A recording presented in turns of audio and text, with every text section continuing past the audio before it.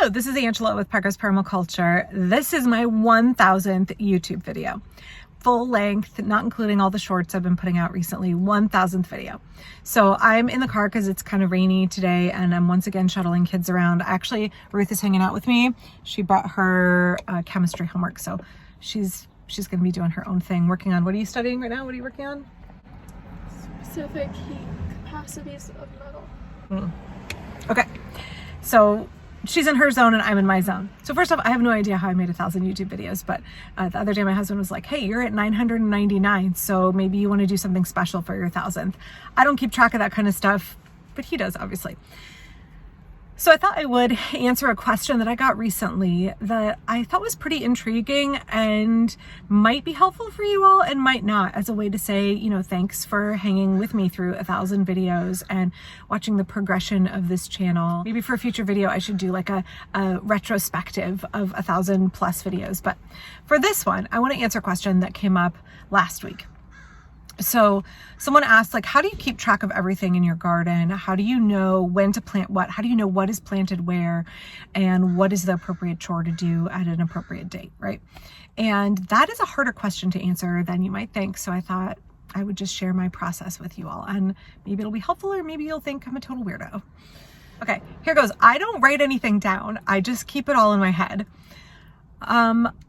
I have a list on my phone of like future topics I want to cover for YouTube and a list of plants that I would like to acquire for my garden so that I can kind of cross-reference that if I'm out at a plant sale or if I'm at a nursery, like a quick check my list. But for most things, I keep all of the information related to my garden and related to this YouTube channel in my head.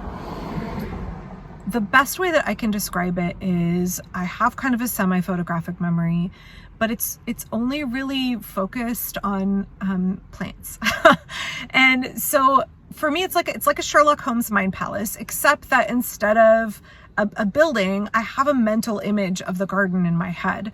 And I can go to different parts of the garden and kind of like scroll through photo albums and file boxes, so that I can go back in time and kind of back up through the photo album and see different stages of the garden in that corner of the garden, right? So I can kind of reminisce back to what it was like earlier, and then I can also broadcast forward into what I think it's going to look like in the future if plants are continuing to mature. And then besides that photo album, there's like a little file box, and in it is information about all of the plants that are planted there, what amendments I've put in the soil over the years. Like, oh yeah, in 2015, I added, 2 bags of goat manure that I got off of Craigslist free page. Or it might be like in 2011, in this part of the garden, like you can see in my brain, I'm like, okay, I'm thinking about the map. So over here where my contorted mulberry is in 2011, I put down 4 big buckets of rabbit manure. And so I can just access all of that information without even having to close my eyes. I just kind of visualize the map of the garden, and maybe a map is not the right way to describe it. It's more like a video game, honestly. I don't know if anybody else is old like me and played the video game Myst, the computer game Myst, which is like a very slow-paced explore a world, and there's all kinds of puzzles. That's sort of what it's like. It's like a little virtual world I can explore where there are note cards and file boxes and photo albums. And that is sort of how my organizing system works. So I realized that might be a little weird. And it maybe isn't the answer that folks were hoping for. The person who asked this question was hoping for. I don't have a physical garden planner.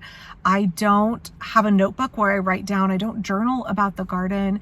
I just keep it all in my head. And for me, that's really useful. It's a little garden planner that I can carry around with me everywhere in my brain. And I haven't done anything to cultivate that skill. I know some folks use specific strategies and exercises in order to build their mind palace skills, build their like mental file cabinet skills. I haven't done anything. That's just how my brain works. And it's really limited to the things I'm passionate about. So it's very much limited to permaculture and specifically to my garden. And so like if there's a gardening book that I really love, I can close my eyes and I can thumb through the book and I can see where some information is that was meaningful to me, like where it was on the page, and be able to access that readily. Same thing for like scientific names or growing information about various plants. If I read it once in a book, then it gets stored in the Mind Palace, in the file boxes around my virtual garden, right?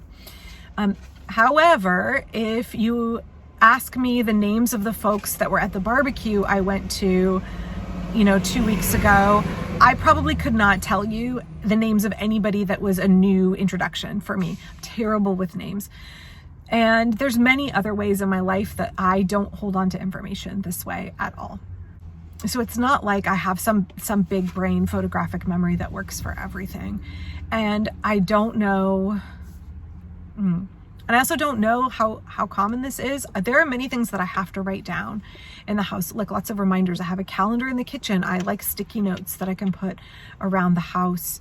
I like the notes app on my phone for reminders about other things in my real life, juggling the schedule of all 6 of us in our household. And when I was taking care of my parents, 8 of us, right? Like there are lots of ways that I don't keep things in my head and I need a physical reminder. But when it comes to the garden, when it comes to things I'm incredibly passionate about, then I just know. There are other things in my life where I have kind of a similar mental ability to retain things. Knitting patterns is one.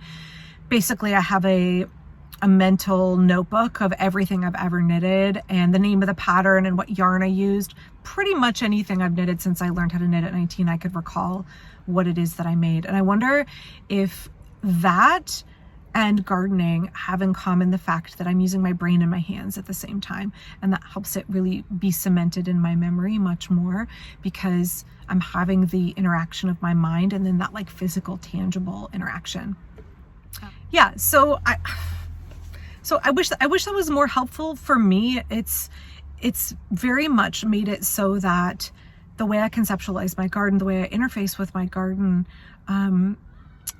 it feels very holistic because I don't have to have things parsed out into here is the list of plants that I'm growing and here are the amendments I put into the soil and over here is where I keep the information about native pollinators and over here's where I keep information about invasive species. And I don't have to keep like a separate file of like here's abiotic influences on my garden system. Like I see it all within the context of the garden, and that has made it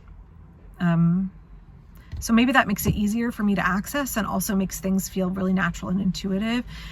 And when I'm out physically working in the garden, because I can so readily pull up the photo catalog of past versions, past iterations, previous seasons of the garden, that it makes it very much like I can just stop in the garden and pause for a minute and look at something and then just scan back through what was happening in the past. And that can help me make better decisions about what's happening now in the garden. It can help me better figure out like what I need to tweak or what's maybe going downhill because I have those reference points like readily accessible. So I don't know, maybe that makes me super weird. That's just how my brain works. I wish it worked for everything and then I could have had like a perfect score on my SAT and like a 4.0 GPA in college, but it doesn't work that way. It only really works for things I'm really passionate about. And again, as I'm talking through this video, it really has me thinking about whether it's those things where my hands and my brain are both working together and combined with the passion that I have for the subject matter that makes it so, that makes my brain work that way. So I don't know, how do you organize your garden? How do you keep track of everything? How do you keep tabs on the seasons of the year, what you're planting where, what you want to do in the future, what the past impacts were of you as the gardener interfacing with the garden, of the various weather events that you have or struggles or disease and pest pressures that you've had in your garden? Like, how do you organize all of that? I know for some folks journaling is really, really important. I have friends who just like fill notebooks and notebooks with their journaling. I've never really been somebody who does that. I tried to keep a journal in high school because like every teenage girl keeps a journal. I felt like I was forcing myself to write down things that I would have just kept in my brain otherwise. And it was not a really useful process for me. And so I never kept up on the habit. I always wondered if I was a little deficient because I didn't journal, because it's something that Dear Diary is so expected and seen as like a really beneficial exercise in our society, to journal, to diary. But I don't do it. It's not how my brain works. Yeah, so I hope that answers your question, and I am excited to upload this, my 1000th video today, and then there will probably be a video dump from the last couple of days on TikTok. I have found that a lot of the content I'm making on TikTok is longer than YouTube Shorts, and so they are getting uploaded as a regular length video. I think those are important conversations, and maybe a little bit sassier than I am on here. But I think they're important conversations, and I know a lot of folks use this platform and don't use TikTok. I have very little overlap in my audience between Facebook and YouTube and TikTok. Like, I have very different sets of people who view my content on those different platforms. So maybe, hey George, I'm filming. Maybe the things that I discuss on there will be useful for you. And if they are, please let me know. If you'd like to see more of that, please let me know. The fact that TikTok is so abysmal at compensating creators of my, hi George, how you doing? Hi. The fact that TikTok is so abysmal at compensating creators of my level, like I only have 15,000 followers over there, means that to make it worth my time, I really do have to re-upload it to YouTube and sometimes to Facebook in order to be compensated for my labor. So please don't forget too that our family is still fundraising for Salwa and her family who are refugees in Gaza. So please check out the GoFundMe that is right at the top of the video description here. And I'll be back real soon. Thanks so much for watching. Thanks for hanging out with me through 1,000 videos. Appreciate you guys letting me grow as a person and share that process with y'all. So I'm watching my garden grow as well. I'll be back real soon. Thanks.